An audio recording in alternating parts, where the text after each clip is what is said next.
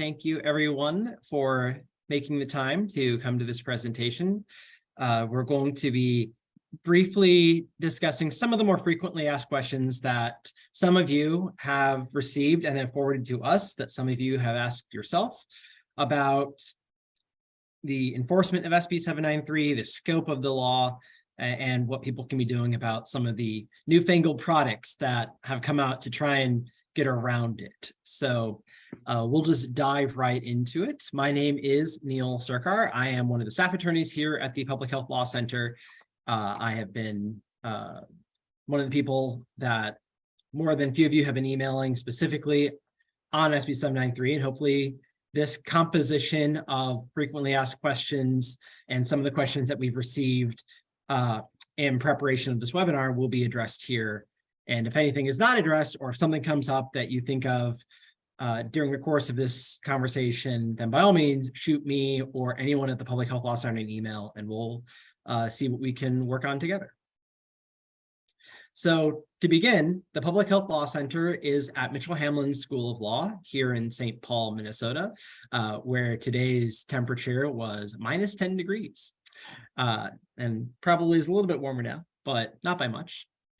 So the Public Health Law Center sits in the indigenous homelands of the Dakota people. And that's an important thing for us to recognize, and we want to defer to the peoples who have lived, continue to live in this area, and recognize as well that the region has a shared history with other communities such as the Ho-Chunk Nation and the Anishinaabe.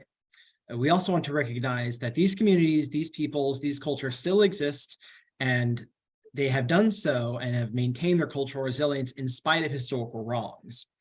We appreciate the lifeways that have been developed and practiced in this area, in this community, and aspire to be good stewards and partners with these communities to maintain their historical legacy and present-day contribution to their culture and our culture. So to dive a bit further into who we are a partnership with the American Lung Association, the Law and Policy Partnership to End the Commercial Tobacco Epidemic. This webinar is supported by this partnership, and it allows us to work together, to work with communities and advocates and all sorts of folks in California to answer questions such as, how do we enforce this newfangled flavor ban, and provide this technical assistance free to anyone who has questions that they want to ask us. We also provide research and training and analyses to help these communities with whatever their public health concerns might be, primarily tobacco, but whatever their public health concerns might be, to develop healthy and effective legal structures that can lead to healthier communities. A lot of our work, all of our work, is founded in the principles of equity. And to just sort of briefly explain what that is for anyone who might not be familiar with the term or familiar with the term in this context, equity is ensuring that everyone has the resources they need in order to succeed and thrive. This is a little bit different from equality, which is also a good principle, but equality treats everyone the same, whereas equity takes people as who they are, or takes communities where they are, and tailors the sort of resources or support that would be necessary to bring everyone to the equal playing field, the equal outcome or level that we could all work to achieve. And that guides our work, and why we try and do work like this, especially in the tobacco space, to really promote health equity in our communities and in our guidance and support for our communities. And to just sort of explain what that support looks like, we provide legal technical assistance, which as you see on the slide, includes everything from research, from policy development, to even amicus in certain cases. We put out publications, we do trainings and webinars like this one. What we do not do is we do not lobby, and we do not provide direct representation.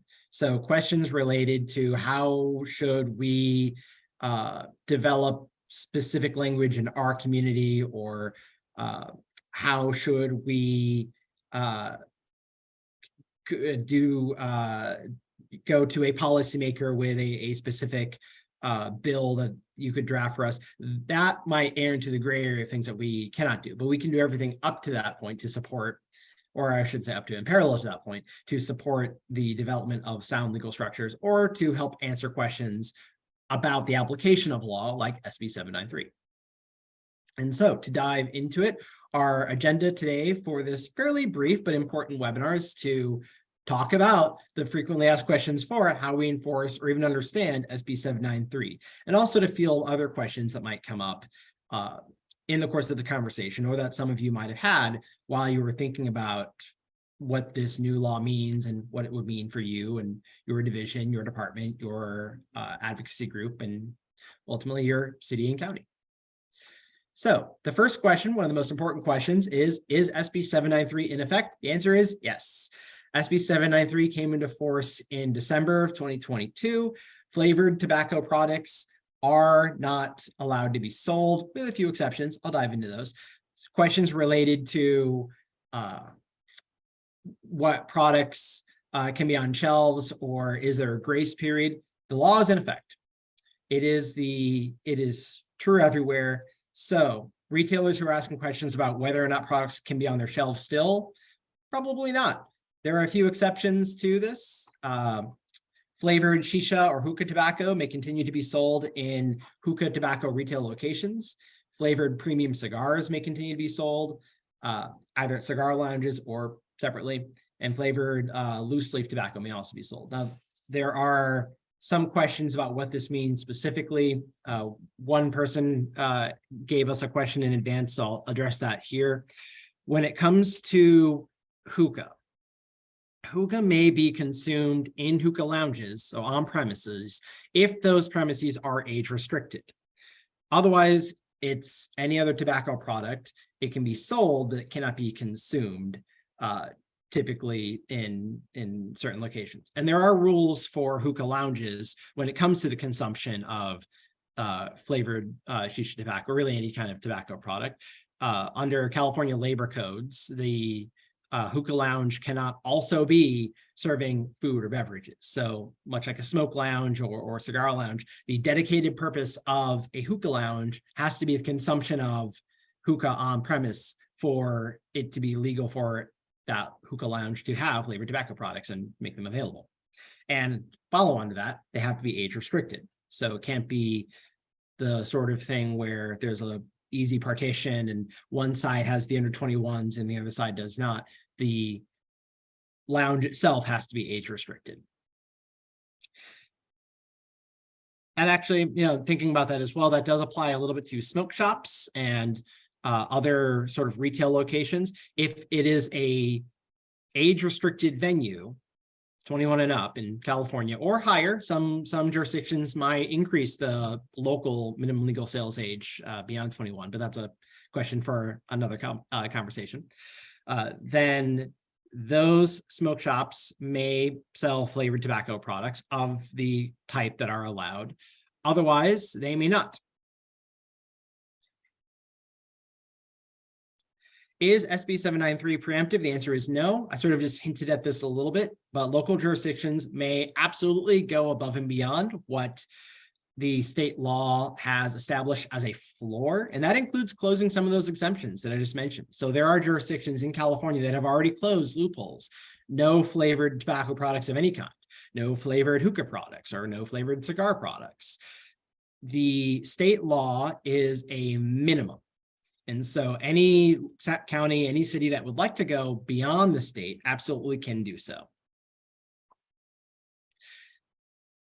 A few questions have come to us about online orders. This is an interesting one because the law doesn't specify exactly how it approaches online sales. Based on our reading of the law, a direct-to-consumer delivery of a tobacco product is unlikely to be covered by the state law if that order was placed to a retailer outside of the state.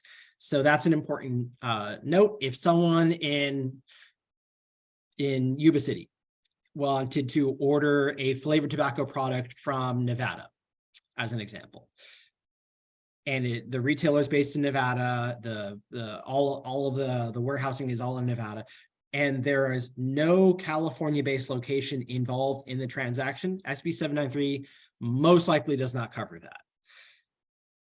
There are other requirements under the PACT Act and the Stake Act where that delivery has to take place in such a manner that ensures age verification, and there has to be signatures and identification and whatnot.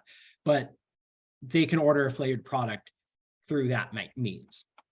Another follow-up, another related question to this is, what if there is an online order shipped to a location in California, and then the person placing that order picks it up from that location? That's a bit more tricky. SB 793 might cover that. The reason being because the question turns on, where did the sale actually occur?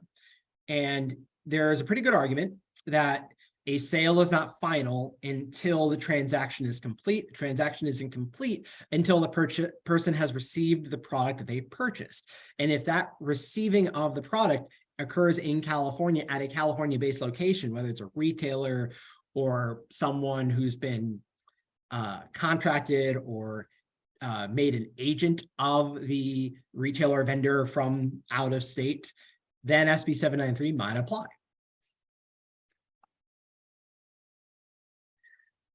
This is an important one. We received quite a few questions around products like Camel Crush and other sort of flavored tobacco product enhancers. Does SB 793 cover these additives? Yes, explicitly. SB 793 covers flavored tobacco product enhancers. That's the term used in the law itself.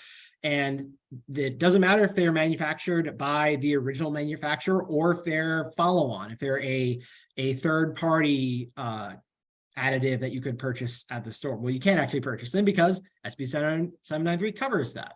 And that includes those little Camel Crushes. It includes the do-it-yourself tobacco beads or gels, cards, any other kind of thing that could be used to primarily or aftermarket flavor a tobacco product with no real exceptions. Now, this is an important one. We got a lot of questions on this one. Does SB 793 cover sensations? More than a few people on this phone call, Zoom call, have most likely been aware or have even had the question brought to them about these cooling sensation products that RJ Reynolds and others are starting to put out, where they claim that they're not flavored, but they include some additive which mimics a certain part of the menthol smoking experience, the sensation of cooling. There could be other sensations that could be incorporated. SB 793 doesn't speak to sensations, and really this opens up a bit of a question as to what is a sensation. And if there is an argument to be made that sensations are enough like a taste or an aroma, then SB 793 could cover those. It is, however, going to be an argument. And when I say that, I mean it's something that will most likely require some sort of court application of whether or not SB 793 would cover that, short of an amendment to the state law or even a local jurisdiction crafting language that could cover sensations.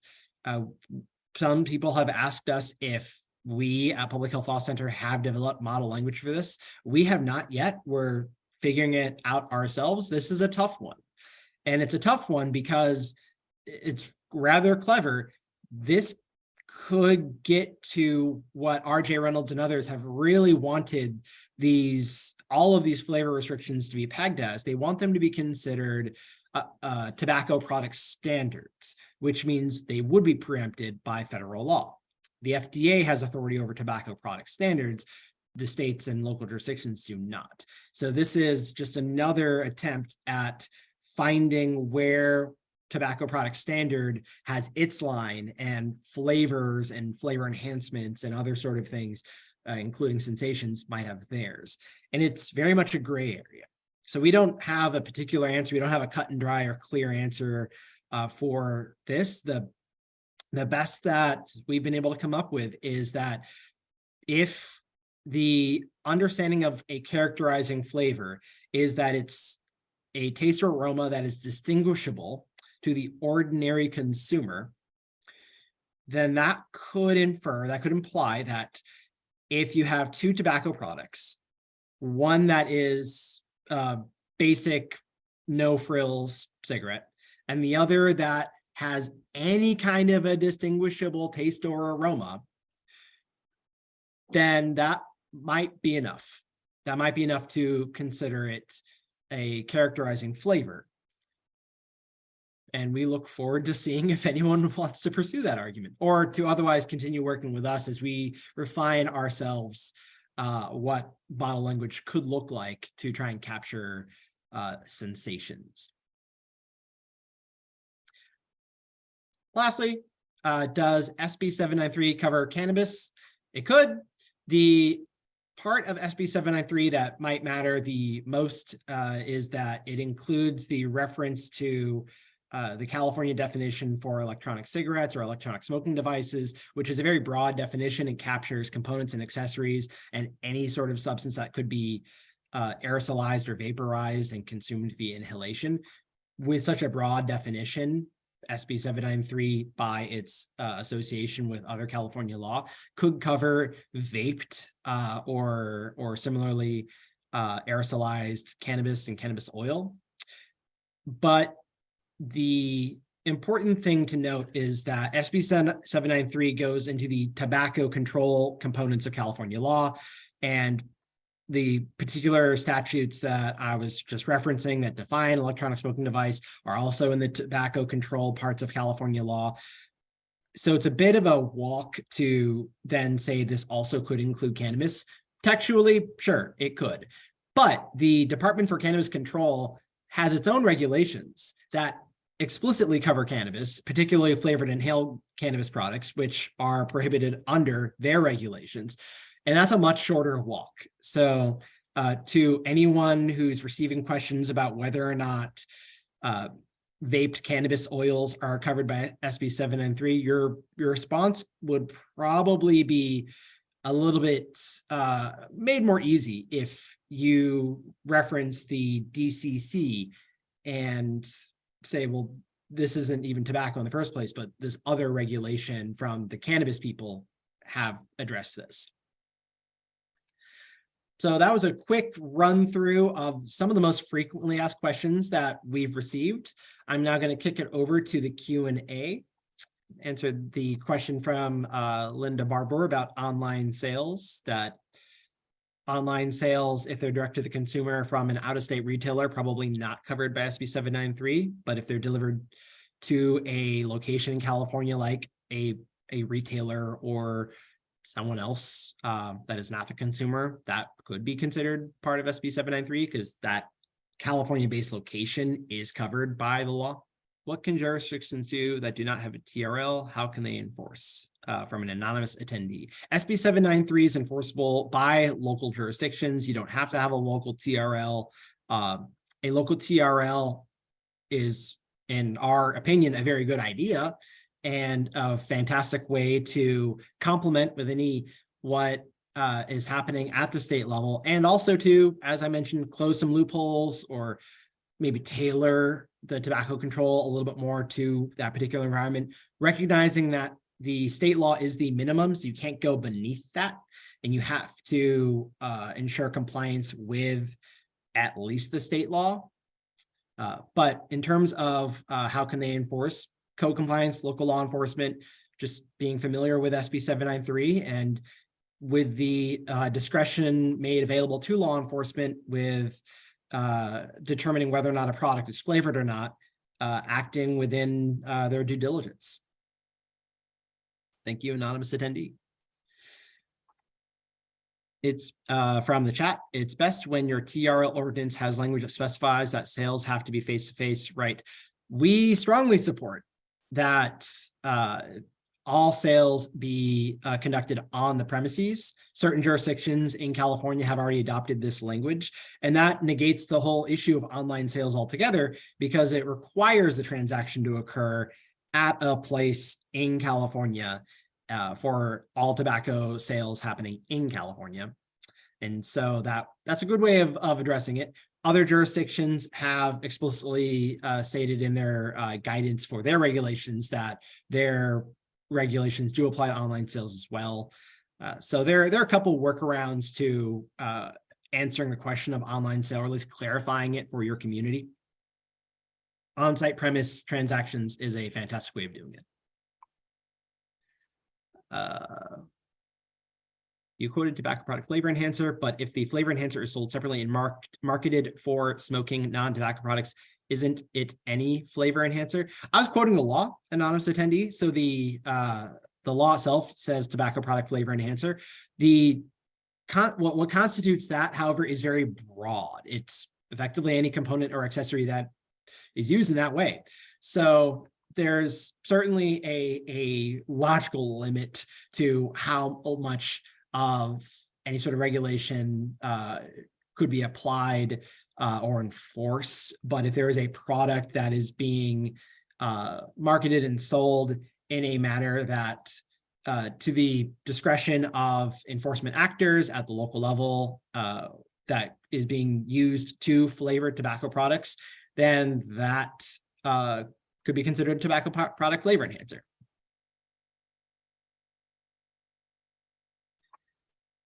Monty sent me a paragraph. SB 793 includes language. I'm just going to skip that, Monty, but includes certain language. Your question is, any of the manufacturer's agents includes wholesalers or third-party sellers? So this is a great question about the rebuttable presumption in SB 793. We received this question a few days ago from another person. So you're very much on the knife's edge, Monty, of trying to figure out what this means. The rebuttable presumption that a product is flavored applies to a manufacturer's statements about the product. But that isn't the only tool available to law enforcement, to code compliance, when it comes to determining whether or not a product is has a characterizing flavor or not. So none of you are limited to a manufacturer saying that a product is flavored to determine if a product is flavored. If there is a tip-off that you might receive from a consumer, or in your own enforcement, going to stores, doing a smell test, doing a taste test, if someone is blogging about a product that has a flavoring and that's not from the manufacturer, that is from someone third party, that's enough to provide the code compliance, the law enforcement actors grounds to then go do that follow-on investigation. So you don't have the benefit of the rebuttable presumption, but you do have grounds to conduct the investigation into whether or not a product is flavored or not. And the investigation follows the rules that are laid out by SB 793, generally California law. And that includes the taste test, the smell test. Jurisdictions that would like to go to the next level and do more intensive testing, some sort of chemical analyses, absolutely can do so. But if, not to encourage anyone to smoke, but if a product is being understood to be flavored, if it's not being explicitly or implicitly marketed as such, then asking people who use it if it's flavored or not, taking a puff or consuming one yourself, not yourself individually, but like law enforcement, is allowed as part of the taste test if the smell itself is not indicative enough. But it is a discretionary enforcement ability under SB 793 to apply. So I hope that clarifies it a little bit, that you are not limited to manufacturers in that sense. And when it comes to agency, Monty, that's actually a really good question as well. That might take a little bit more of a time to explain. It's an interesting theory, but I think it falls under the same general notion that this is going to come down to the discretion of law enforcement. And so if law enforcement determines that a product is flavored based on their application of the taste or smell test, if not through other means, then that's enough for SB 793 as far as SB 793 is concerned. Has anyone tried has anyone tried the new cooling sensation products?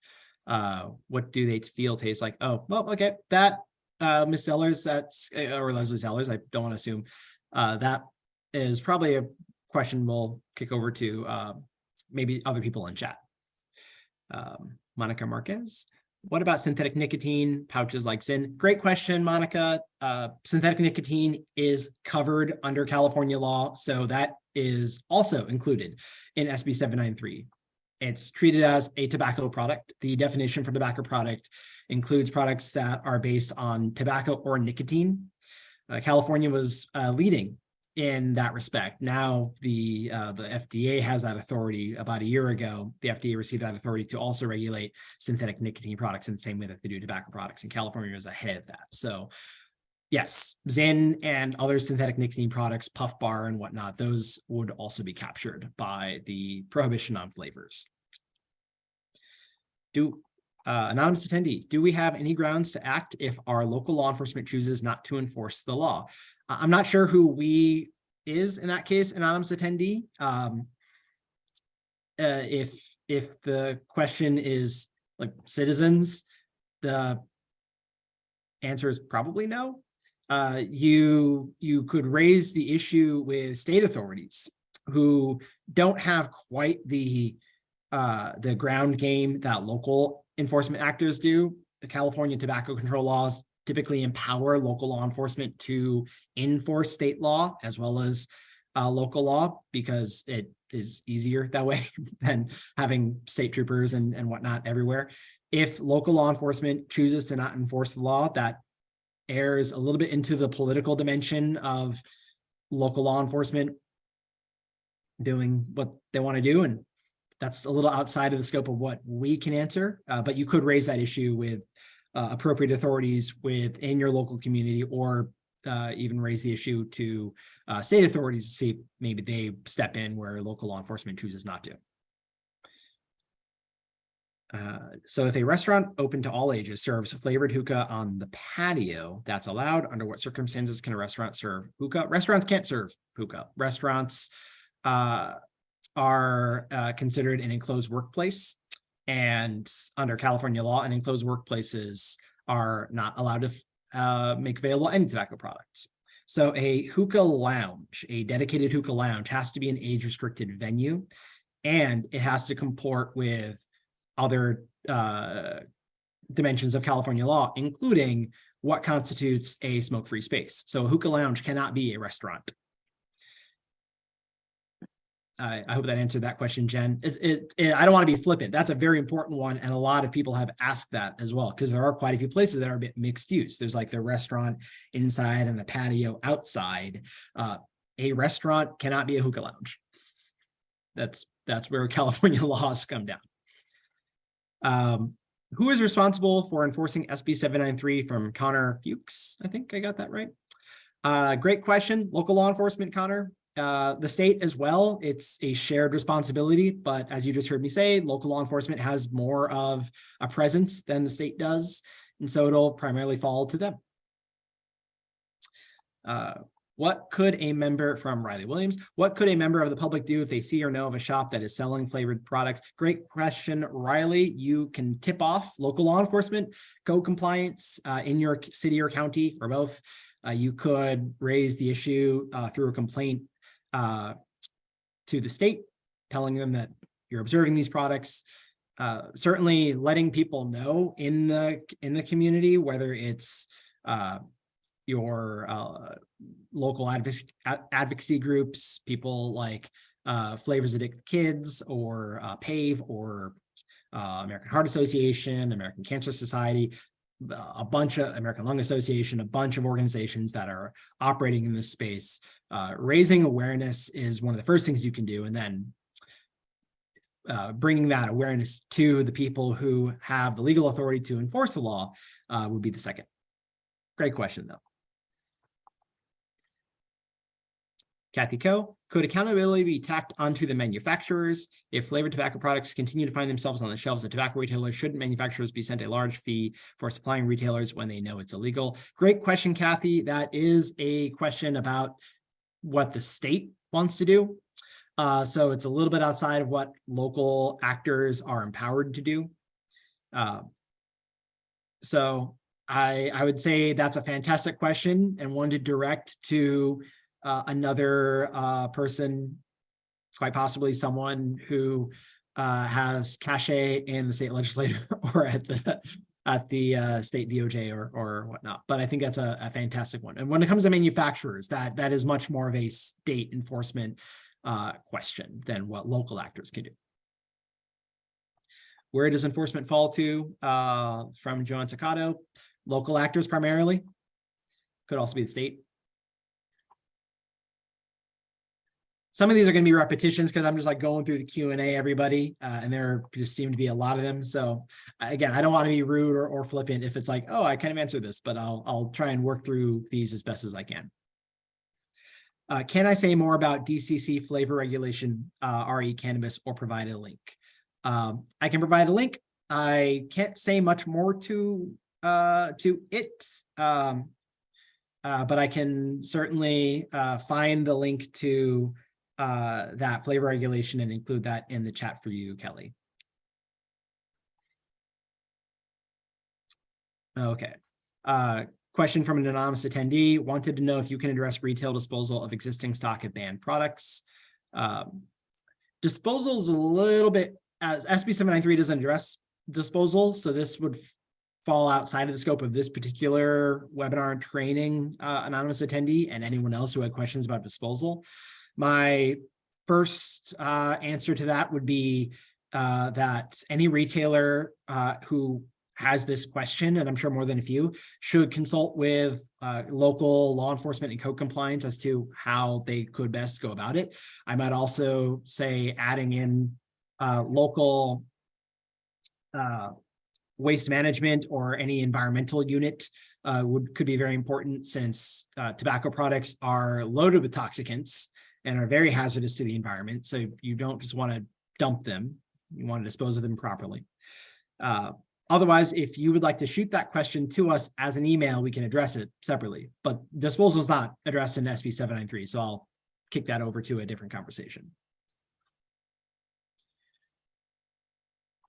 Does the law apply to distributors? No, it applies to tobacco retailers. So this was something that I learned myself about a week or two ago when I was on a large call with the DOJ. Manufacturers and distributors, are DOJ being the Department of Justice for the state of California. Distributors and manufacturers have a separate legal regulatory framework than what SB 793 addresses. SB 793 is specific to retailers. And so products might be stamped and lawful in regards to being stamped for tax purposes, but may not be sold in California. It's an interesting distinction and a little bit outside of the scope of SB 793 because SB 793 doesn't address it. What can we do to stop them from selling their products to retailers? I would say retailers are not the enemy necessarily. So for local actors and advocates and city, county governments, just ensuring that your retailers are aware that they're the fall guys under SB 793. Their better interest might be to not order these products from distributors unless they can qualify for one of the exemptions and the exempted products. Can interstate commerce laws intervene with the out-of-state orders?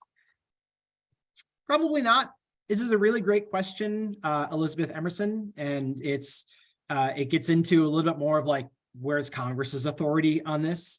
SB 793 doesn't specifically address this at all. So we're sort of pulling from what we know has occurred in other contexts for the regulation of tobacco products. But generally speaking, a state or a local authority within a state's regulations and restrictions on tobacco products has not been considered a contravention to interstate commerce clause protections. And so it's very unlikely to be manifested here either, if passed as pro law. What can we do to, if law enforcement has stated they will not enforce? Oh, another anonymous attendee kind of answered that one. Raise awareness, raise the issue to the states. to the state. What would be the best way to determine a clear taste for those vapes coming with a clear flavor? That is, if there's no smell to the clear product, must we taste? This is a great question, because we really don't want to encourage people to smoke or vape, but taste is one of the sensations that is explicitly mentioned as a way of testing for whether or not a product is flavored. You can, of course, do chemical testing, but you generally have the three senses available to you that are most pertinent for this. You can see if a product might be flavored based on the text, the coloring, any sort of implicit messaging that goes into the product and the product's packaging. You can smell, or you could taste. Must you taste is up to you, anonymous attendee, but those are the options available to you. You could also consider getting survey data from consumers of the product, and they might be able to answer some of those questions for law enforcement without law enforcement themselves being the ones who have to taste these products or take a puff. Does the policy cover hemp and blunt wrappers? The policy is specific to tobacco products, anonymous attendees. So to the extent that hemp and blunt wrappers could be accessories or components to a tobacco product, then in that case, probably yes. To the extent that they would be used independently for cannabis or hemp products, probably not, or at least it's not envisioned by SB 793.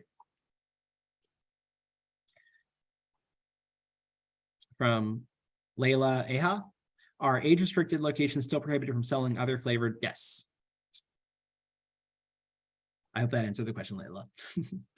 From the chat, there are a lot of non-nicotine flavored disposable vapes. The packaging shows 0 nicotine, but when the ingredients are looked up, there are low levels of nicotine, such as 2.3%. Would that still be part of the ban? Yes, even if they have 0 nicotine, they're probably still part of the ban. Given the broad language that applies to what constitutes an electronic smoking device in California. Non-nicotine vape devices are considered vape devices, and so could be captured, especially where any regulation applies to a substance and not specifically tobacco or nicotine. And quite a few local jurisdictions have taken that step to include products that are not based in those. And that would capture things like essential oils or other things that might be consumed.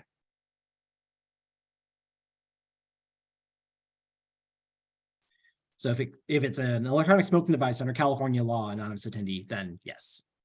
If it's not that, then probably not. There are, I just answered that. Actually, that wasn't an anonymous attendee. That was Nicole Lujan. So thank you, Nicole.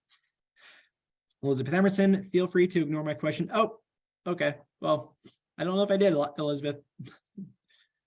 Rachel, we love you. Rachel Gratz Lazarus, does SB 793 give any guidance on how to investigate questionable tobacco products to determine whether or not they are flavored, or would local jurisdictions need to develop that on their own? Rachel, I would say that Alameda County is one of the best places we can think of to really pioneer developing their approach to how to effectuate the various tests. But as you just heard me say, it is sort of up to local jurisdictions to determine how they want to approach within their discretion the characterizing flavor test. Sight, smell, taste are the 3 options specified in SB 793. Lab testing is another option that might be a bit more expensive, but is certainly available. Robert Gordon, please explain more about the DCC regulations. We'll include a link. Can you speak more about online sales being possibly considered California purchases?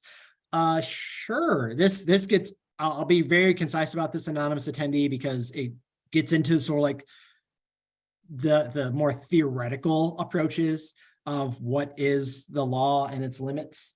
I also realize we are way over time, so if anyone has to bounce off or is needed to drop off, that's perfectly fine. I can keep going for a little while. This is actually rather fun for me. But to you, anonymous attendee, so it gets down to, where does a sale occur? If a sale occurs entirely online and there's no one involved in California as a part of that sale, then there's an argument that that transaction didn't occur in California. Since a consumer is allowed to purchase flavored tobacco products, a retailer is not allowed to sell flavored tobacco products with those exceptions. The punishment doesn't fall on to a consumer for purchasing or possessing flavored tobacco products. Following that reasoning, if a consumer in Lodi wants to purchase a product from Nevada and it's shipped to them in accordance to the PACT Act and the STAKE Act in California, then there isn't particularly a concern from their side as to whether or not that transaction was unlawful, nor is there really a concern for the retailer if they're based in another state.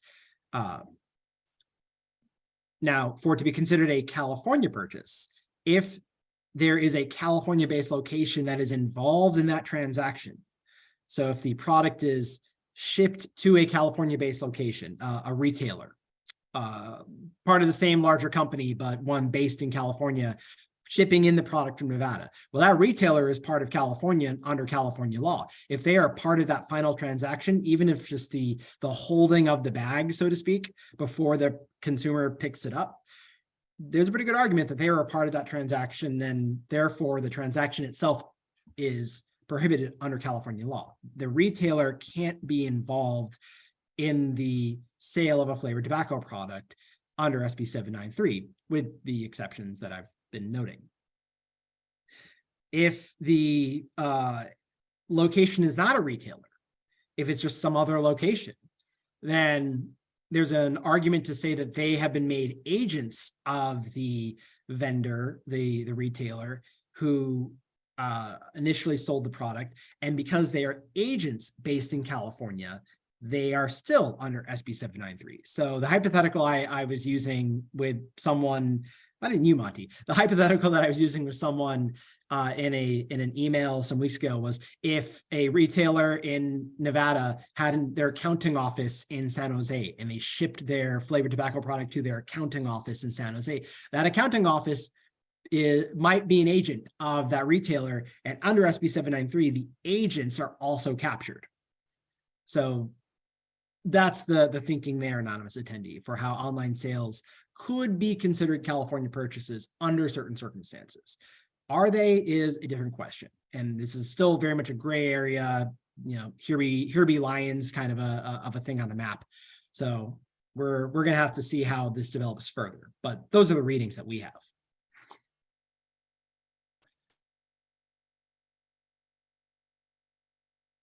Some of these questions are a little bit duplicative, so I'll be cognizant of time. I'm actually at the bottom. Look at that. I assume flavored hemp is included if it's in a vape, from Kelly McCormick. Yes, under the DCC regulations, they would absolutely be covered and would therefore be prohibited. The DCC regulation prohibits the sale of inhaled flavored cannabis products, which might include hemp. We're not entirely certain ourselves because we don't do, I should be specific. I don't do a lot of cannabis work, and I'm not very familiar with the cannabis and hemp rules in California. I do know that hemp, industrial hemp, is considered different from cannabis under California law. That might change. So to the extent that there's flavored hemp, I don't believe flavored industrial hemp is sold directly to consumers under California law. A big caveat that I could be mistaken on that. This is not my bailiwick of expertise. If you would like to follow up with us, Kelly, or anyone, we can do our best to answer a question like that. To the extent that a product could be included in an e-cigarette, so vaporized and aerosolized, that is likely covered because of the broad definition for electronic smoking device and the broad regulations from the DCC. Anything more specific than that, I'm not sure I can even give a specific answer to, at least at this moment. Okay. One anonymous attendee asked if there are any tips or recommendations on how to best navigate a conversation with local law enforcement. That's a fantastic question to ask us over email because it's going to require a bit more of a response. We're more than happy to work with our local partners when it comes to thinking about what could be the application of the model policies that we've developed and are continually refining, and also to field questions about how to improve upon TRLs to make them even more comprehensive. Can you send the link to where California law prohibits hookah lounges to be restaurants? So that will be Labor Code 6404.5. It has its own internal references to other dimensions of the California Code, and what constitutes a place of employment or a workplace, which includes restaurants. The California Clean Indoor Air Act has been amended to include places like restaurants, getting away from like the designated smoke section to the whole area is smoke-free. That might actually be it. A lot of these other questions might be duplicative.